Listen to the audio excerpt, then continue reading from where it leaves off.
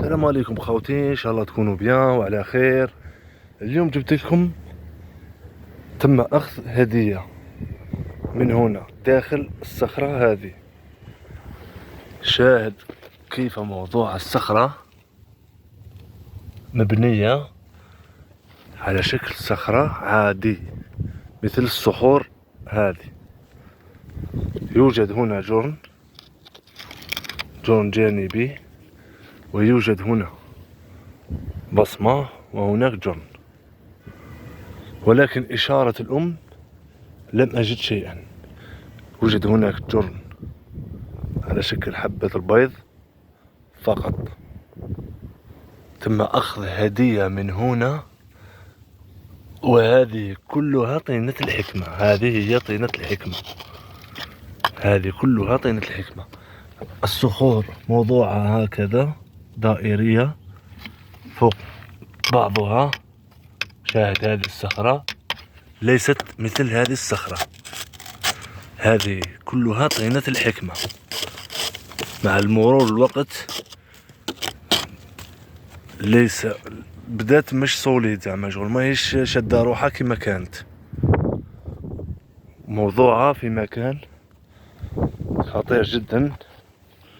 ولكن يوجد هنا جرن جانبي، وهنا بصمة فقط. جرن جانبي وهنا بصمة. هذه هدية أيضا، هذه هي كلها طينة الحكمة الآن. شاهد غير بهذا طيرها، ليست صخور. يوجد هنا هدية داخل الصخرة هذه. ماذا هنا تم أخذها بنجاح، محنكين. هنا يوجد جرن أيضا، وتم اتباع هذا السيال. كان هنا سيال نازل،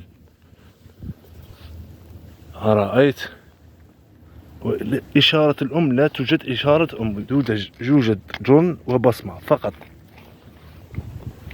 جرن وبصمة، بصمة خفيفة. هذه هي التثبيت. شاهد جرن على شكل جرة، الجرن على شكل جرة. أرأيت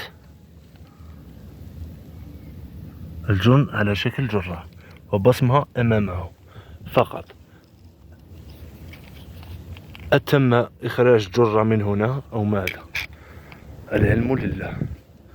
شاهد كيف موضوعها الصخور فوق بعضها البعض، ويوجد هناك جرون متعددة، هذه طبيعية. لا تنتبه لها. شاهد جاية بين الصخور، لا تنتبه لها. لازم تكون محنك. وانا جاب لي ربي هذه خرجوها بكاش اباراي فقط باش تلقى جرن على شكل جرة وبصمة، وتلقى الهدف. صعبة صعبة جدا. ان شاء الله نكونوا فدناكم.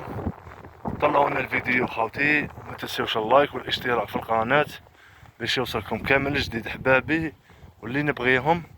على جايكم راني نطلع الفوق للجبل ونديرلكم فيديوهات ونمتعكم ونلحق لكم دائما جديد، باش تكون تعرف وتكون عندك علم في هذا الدومين. ان شاء الله تكونوا بخير ومع السلامة.